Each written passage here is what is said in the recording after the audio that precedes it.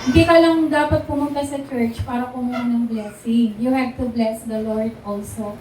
So, I was inspired yung sinabi po kanina ni Pastora Lota, yung giving. Karamihan po sa atin kasi natatakot magbigay dahil problema natin yung araw ng kinabukasan. But I want you to inspire with this illustration.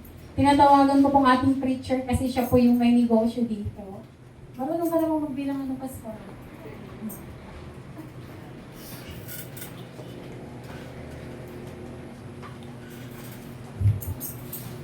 Kasi ano siya cashier. Ayan. Siguro yung mga nakapanood ng video ko, alam na ito.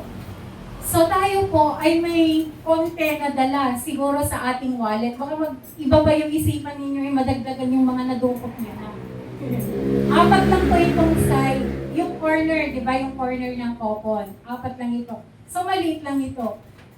Tatanungin ko si Pastora kung gusto niyang magbigay para sa gawain ng Panginoon. Amen. So, magbigay ka, Pastora, sa isang corner.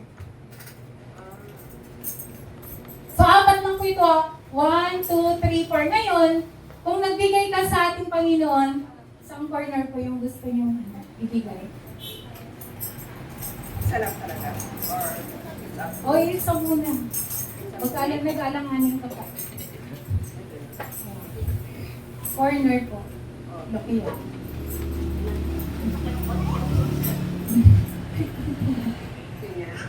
Ayan. Ay, cut po.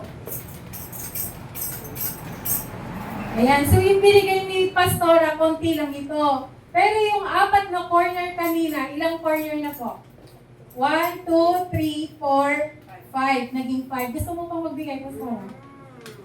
Gusto mo pang magbigay? Sige, isa mo po.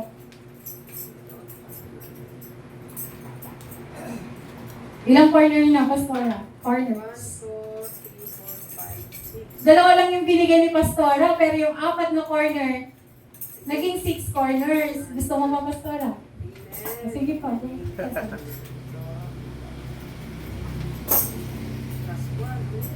O, ilang corners na, Pastora?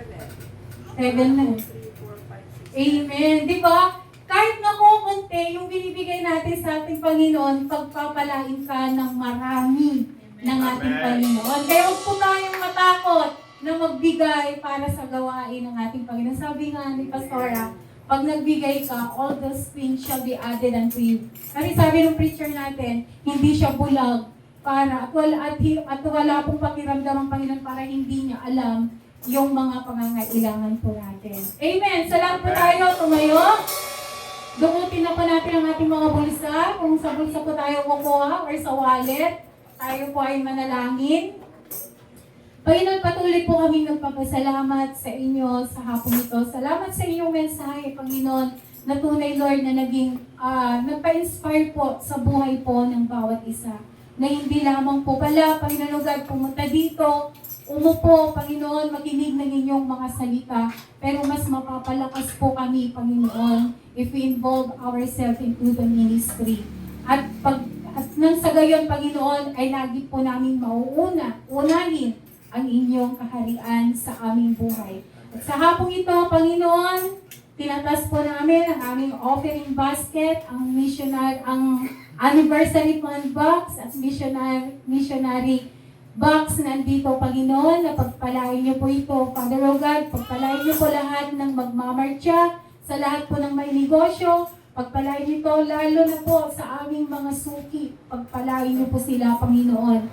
Pagpalain niyo po lahat ng pinaguhugutan namin ng income na kayo rin po ang nagbigay nito. Yes. Kaya marapat dapat lamang na sa hapong ito, Panginoon, ay maibigay po namin ang pinaka-the best na tulong po namin financially sa ministry po namin. Kung maliit man ito, Panginoon, pagpalain mo, kagaya, Father O God, ng yung 5 isda at 2 loaves of bread, Panginoon, 2 fish and 5 loaves of bread, na pinarami mo, napakain ng marami. Ganun din po, Panginoon God, ang malilikom sa hapong ito. Maraming papupuntahan nito at maraming magagawa. Panginoon God, ang imamarcha po namin sa araw nito. Kaya pagpalain niyo po ang lahat at patuloy niyo po kaming turuan na huwag maging madamot sa ministry, Panginoon, dahil alam po namin, sabi nga po ng aming mahal na preacher, na hindi ka bulag para hindi mo tugunan ang aming pangangailangan. Kaya patuloy ka namin pinupuri at pinapasalamatan. Ito pong aming dalangin sa pangalan po ng aming Panginoong Yesus. Amen. At habang minamartsa po natin ang ating offering, awitin po natin yung magbigay tayo sa Panginoon. Maestro.